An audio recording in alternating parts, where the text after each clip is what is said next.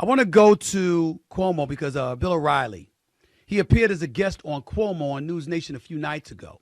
And Cuomo asked me, I appeared on it. It was days after Bill O'Reilly had appeared on it.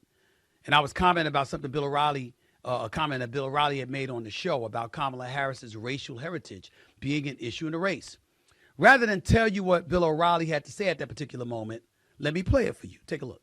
Any American who injects skin color into any conversation these days in a negative way is a fool.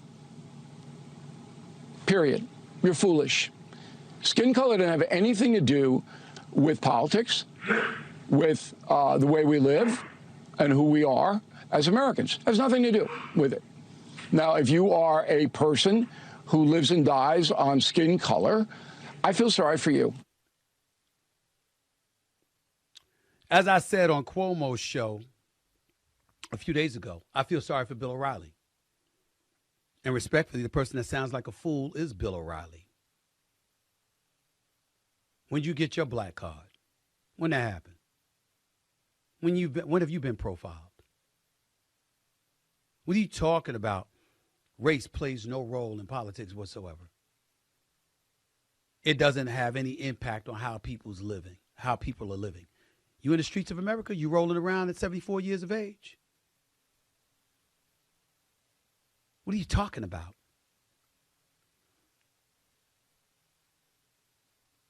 I respect the hell out of Bill O'Reilly, the professional. I'm not talking about his personal life. I'm not talking about what got him removed from Fox News. I'm not talking about all that. I'm talking about a man that hosted the television show, The O'Reilly Factor. And for about 18 or 19 years, he was number one by a mile. There's nothing to dispute here. Whatever I've accomplished in this business, whatever a multitude of others have accomplished in this business, nobody in this business, excuse me, nobody in this business has accomplished what Bill O'Reilly had accomplished. One could easily argue Bill O'Reilly, the godfather of cable television. He was that phenomenal. And I still respect him. I just don't respect what he said on that particular point. I'm not attacking the man. I'm talking about what he said. You are not black. You haven't been profiled. You haven't been ostracized. You haven't been marginalized and pigeonholed. The opportunities that you received, Bill O'Reilly, although it was earned, I certainly don't mean to imply otherwise, would not have happened for black folks. Those opportunities didn't come our way. You can use Oprah as an example. Okay, fine. And you want to sprinkle a couple of black people that have been fortunate enough to reap the successes that the American dream accords us, fine. But by and large, we suffer. By and large, we struggle because of marginalization, because of being pigeonholed, because of being ostracized, because of racist and bigoted tendencies. Not all, not most, but some situations, yes, a lot of them. There are situations where black folks mess up. There are situations where black folks don't receive opportunities because somebody don't like their ass, not because of racism. All of that is true. But there are a lot of instances that illustrate racism is still alive and well. Bigotry is still alive and well. Bank loans, business loans, small business opportunities, etc. What are you talking about? Civil rights legislation. Who signed that in the law? Lyndon B. Johnson. Yes, he was a Democrat. Quite sure he had to be pushed to do so. Fully aware that bipartisan support is what ultimately got it to his desk. Not alleviating that fact or omitting that fact. But when I think about Sammy Davis Jr. and I think about Frank Sinatra and Dean Martin refusing to perform at certain places unless you allowed Sammy Davis Jr. to sleep at the same hotels and eat at the same restaurants. I'm thinking about coaches that work diligently to integrate the sport of NBA basketball. Jackie Robinson integrated Major League Baseball in 1947. Fast forward, what white person has been ostracized from a sport because of what Colin Kaepernick decided to do? When did that happen? What are you talking about? And then when you talk about Donald Trump, well, why did he bring up Vice President Kamala Harris's ethnicity? Talk about she black. She black. I mean, I thought she was Indian. But then she's black. Remember that?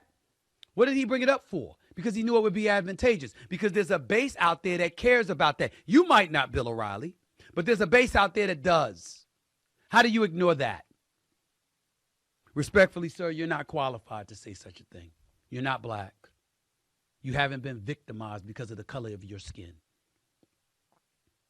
That's the difference, by the way.